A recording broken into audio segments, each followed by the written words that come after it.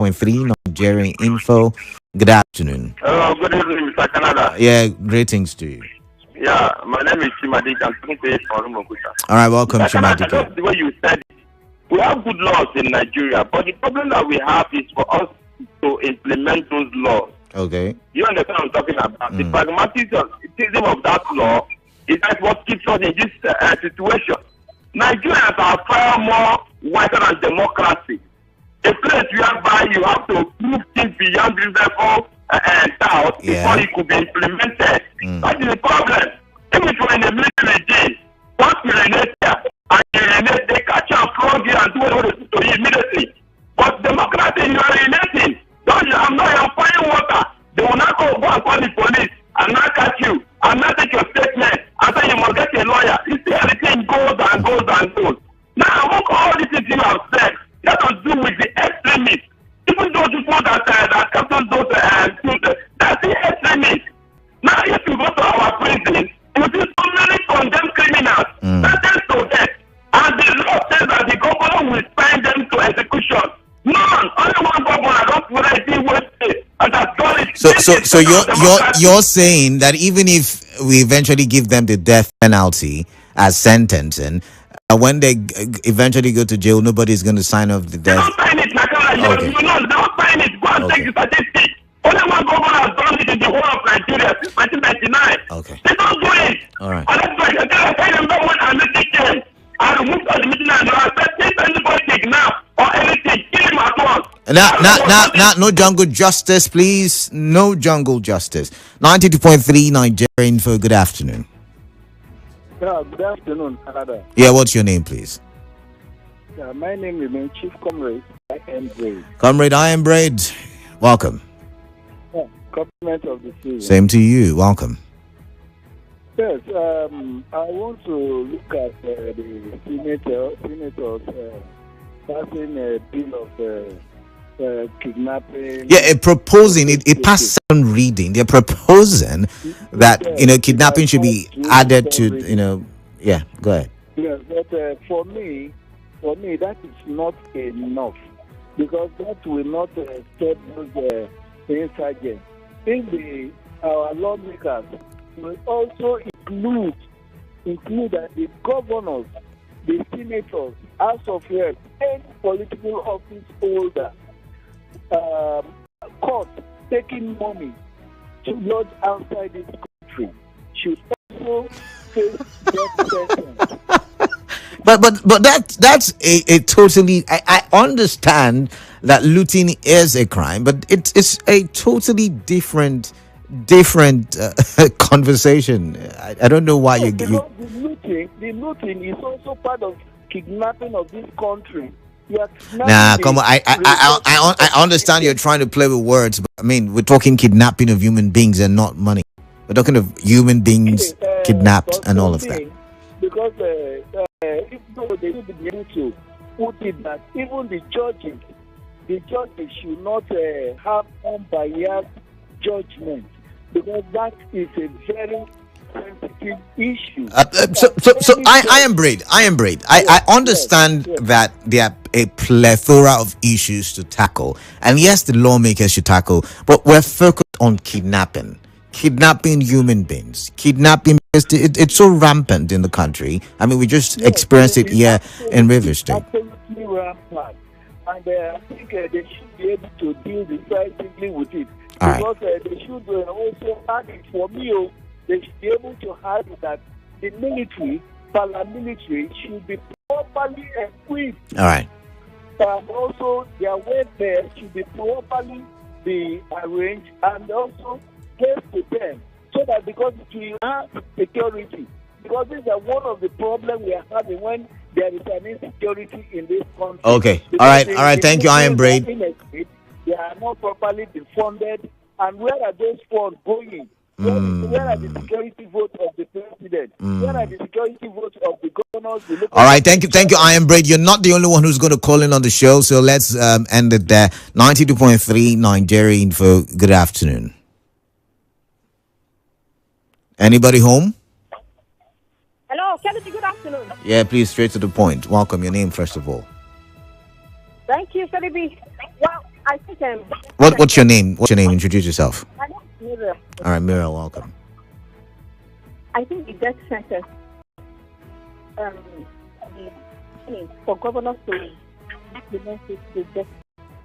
Well, I think we shouldn't leave it to the hands of the governors.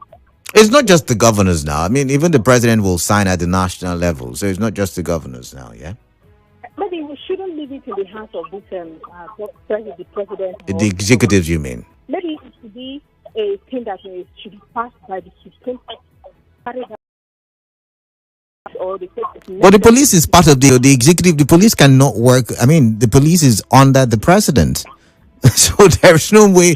The police in the state is in some way answerable to the commander, the state governor, right? Maybe we shouldn't be, because sometimes these governors don't do it. Maybe because of, when it comes to that, they now suddenly have conscience, But it should just be left in the hands of maybe the judiciary. If it's something that will pass, let's not wait for the consequences. But Muriel, understand my arguments, right? Muriel, we have what do you call it now? A categorization of what each arm of government should do. The judiciary is to interpret the law, not to execute. The executive government is the one that executes. So you can't put it in the hands of the judiciary. You can't put it in the hands of the legislative arm as well, because theirs is, primarily to make laws and then oversee the executive if they're implementing the laws. A person has been sentenced to death. Now, the executive has to give their consent. And that's the summary of all what is All right. The governor has to give his consent, has to give a thumb on it. But maybe we should just surpass, all these people. Like immediately the person is being sentenced to death. Okay. I know the procedure, but maybe we should just be executive and take it from the judiciary to those that are going to do it. Let's bypass the governor. And the person that said that was proposing the kidnapping law, the bill, passing it, all of a sudden, because with the country's intention, because of Boko Haram, kidnapping. So where would they go? Trust me, this law they are trying to pass, it is not going to be the ordinary man in the street, that this thing is going to affect. Not these people that they have in mind. Where would they go and see the bandits and the Boko Haram, But usually they catch. I mean, was it not you and I who talked about it? Was it on Morning Crossfire or thereabout? We talked about the one who got 20 years sentence, and so I mean, think about it. But Mira, I've got to go. I'm really sorry. I would love to stay and chat with you, but let's take a listen to the Senate President. Talking about the American pressure. Let's take a listen to his rant. I like to call it a rant. So yeah, let's listen. Politics of bow and go. This is not a period we should say bow and go. Even Donald Trump is on our neck.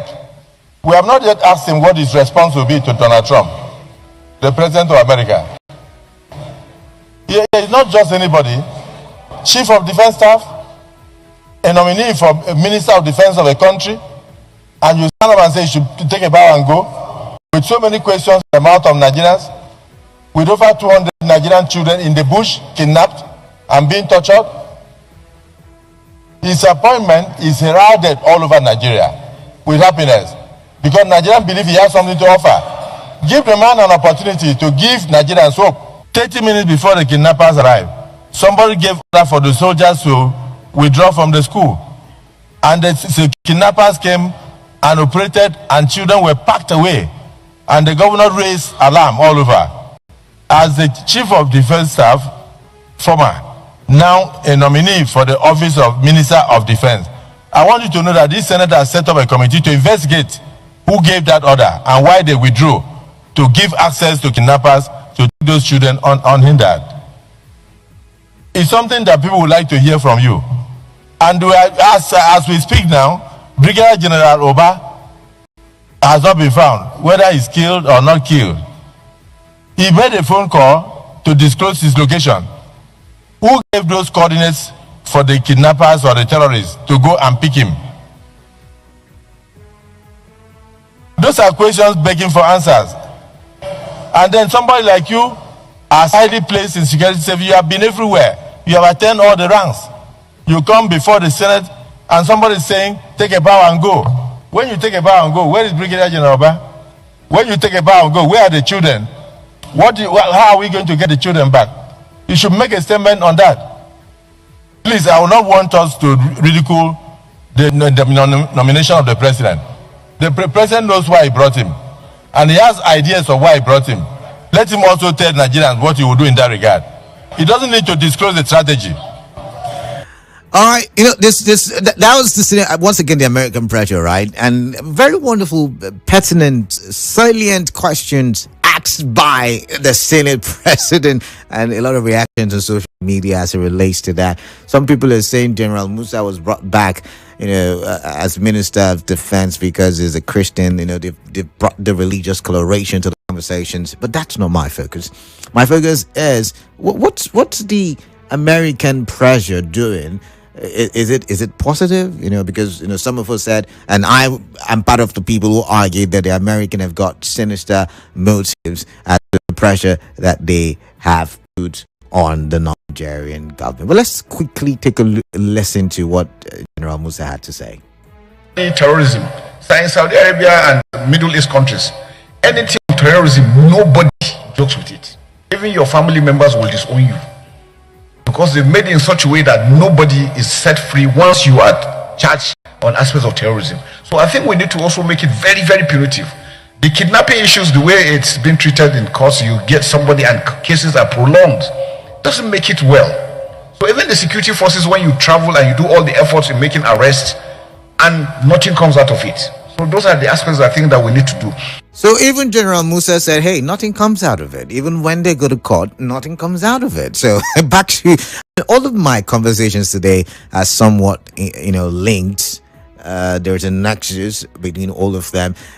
Talking about the proposal for kidnapping or kidnappers and financiers of kidnappers and terrorists and informants for these, group of people, how they should be given the death sentence. And he said, hey, even when it goes to court, it's prolonged. Nothing really happens afterwards and all of that stuff. But let's read some messages because I'm having fun in the studio.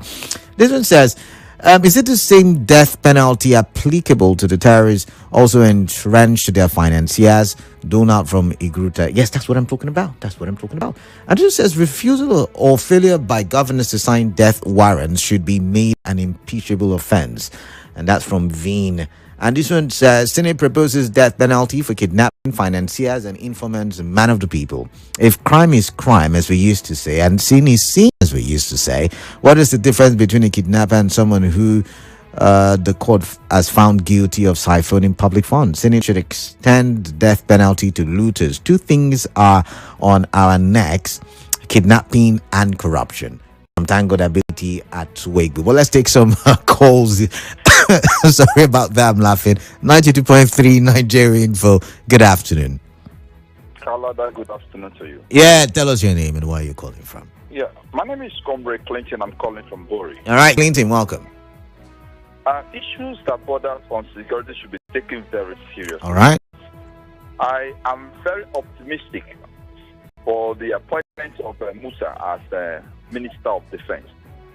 I am optimistic. The way when he spoke, I saw someone that is confident in his role, and I feel that we should give him all the support. The Senate President was very correct, was right to question him, because the questions that he raised are pertinent questions, and we've been saying that there is internal sabotage vis-a-vis our security in this country.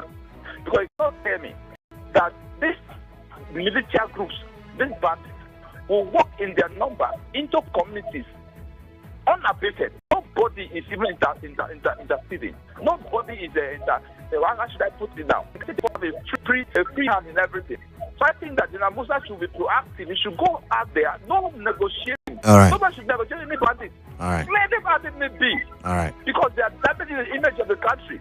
All right. They are putting the country in a bad light. All right. Then on death penalty, I agree completely with the death penalty. If you're a kidnapper, you should face the road of the But see, I like to think all of us agree, but it's the implementation that has caused the debate, I guess. That is very correct, because that has been an issue in this country. Not that we don't have laws in this country. We have laws, but these laws, are they implementable? Do we have the political will to implement these laws? Are these both there? Are those boys, those feel that those who are their boys, the politicians, they use them. And that's why political will is lacking. All right. If we have the political will in this country to implement such laws, crime will be reduced to the barest minimum. All right. So we pray that when they make these laws, they should have the will to execute these laws.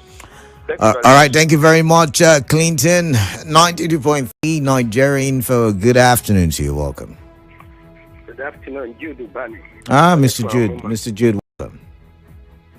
Now we're talking about the problems or the hindrances we are getting from the judiciary and some hindrances coming from the executive or special court to handle that matter concerning the terrorists or kidnapping. A special court. That special court will be responsible for prosecuting the alleged kidnappers, and if they are found guilty, the same special court will have executors, those that will do the killing. Yeah. But that will be given the executive that will be given the responsibility of the executive arm to the legislature or to the judiciary. I beg your pardon.